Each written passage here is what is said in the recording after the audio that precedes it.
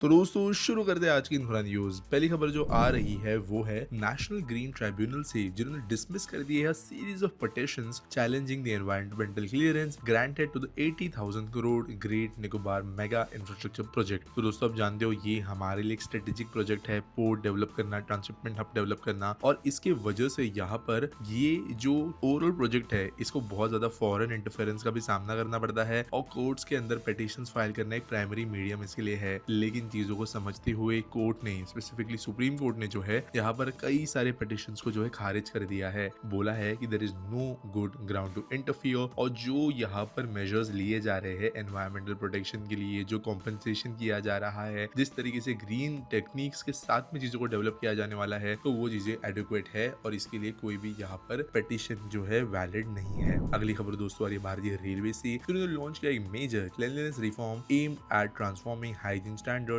On long distance trains to the development of tech enabled professional teams. अब इसका मतलब क्या है उतना नहीं पता, बट बेसिकली यहाँ पर 52 वीक्स 52 रिफॉर्म्स वाले एक प्लान है, जिसके अंतर्गत बेसिकली कुछ स्टेशंस पे कोचेस में आगे हाई लेवल मशीनरी, वैक्यूम वगैरह से क्लीनिंग करने की बात की गई है। वंदे भारत जो दिन में चलती है उनके यहाँ पर एक 15 मिनट क्लीन अप प्रोग्राम चलता है, स्पेशली सेंट्रल रेलवेज में, जहाँ पर जब ट्रेन आती है फाइनल डेस्टिनेशन स्टेशन पे, बेसिकली सीएसएमटी पे, तो बड़े बड़े Dyson vacuums, high tech equipment, machineries और एक बहुत ही ज्यादा वेल ट्रेन क्रू, जिसमें हर किसी को पता होता है उनकी ड्यूटी क्या है, वो जाके जो है 15 मिनट में पूरी ट्रेन को एकदम चकाचक कर देती है। तो वैसे with in few distance station पे जो है क्रूज लगा के इसको इम्प्लीमेंट किया जाएगा, ऐसा कहना है। वैसे दोस्तों क्लीनिंग ऑब्वियसली जरूरी है, लेकिन गंदा ना हो उसके लिए भी रिफॉर्म्स लाना जरूरी है पैसेंजर सिविक सेंस के हिसाब से। अगली खबर दोस्तों ये आंध्र प्रदेश गवर्नमेंट से, जिन्होंने अनवील किया है 28,000 करोड़ का एक development proposal for the Visakhapatnam economic region. तो बेसिकली यहाँ पर नीति आयोग का रिकमेंडेशन था इस रीजन को इकोनॉमिक कॉरिडोर के तौर पर डेवलप करने के लिए, और यही बेसिकली यहाँ पे किया जा रहा है।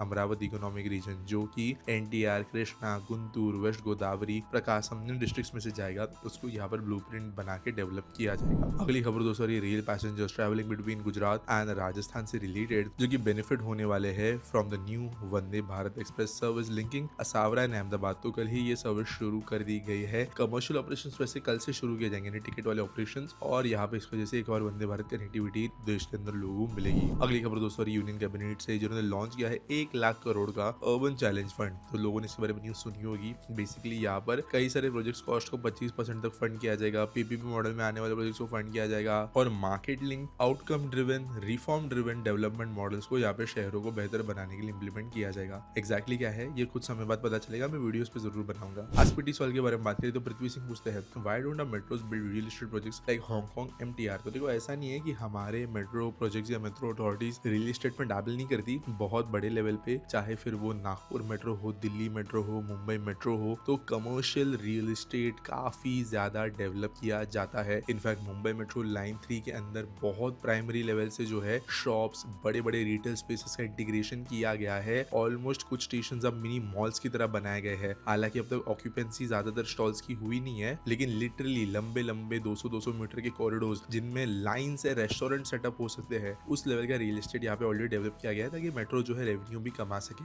दिल्ली के अंदर भी अगर आप Rajiv Chowk, Kashmiri get in station को देखो तो उनमें भी कमर्शियल एस्टेब्लिशमेंट बहुत ज्यादा है। हाँ, लेकिन जैसे कई स्टेशन के ऊपर मेजर ऑफिस कॉम्प्लेक्सेस वगैरह डेवलप किए जाते हैं तो वो देश में कम है। हालांकि नागपुर में इसका अटेम्प्ट किया जा रहा है, और मुंबई में कुछ फ्यूचर में बातें की गई है जब प्राइवेट पार्टनरशिप के अंतर्गत चीजें की जाती है। लेकिन सीधा सीधा जो है डायरेक्टली बिल्डिंग्स के अंदर, मॉल्स के अंदर मेट्रो स्टेशन जो है वो कहीं ना कहीं हमारे लैंड यूज अथॉरिटी के पास में कौन से राइट्स है, म्युनिसिपल कॉर्पोरेशन मेट्रोलॉजी के बीच के बॉर्डर्स चक्कर में जो है सीधे सीधे डेवलप नहीं हो पाते। उम्मीद करता हूँ ये फ्यूचर में होंगे डेवलप, और उम्मीद करता हूँ सवाल का जवाब मिल गया होगा। आपके पास कोई सवाल है तो आप कमेंट सेक्शन में मुझे पूछ सकते हो। मिलेंगे अगले वीडियो में।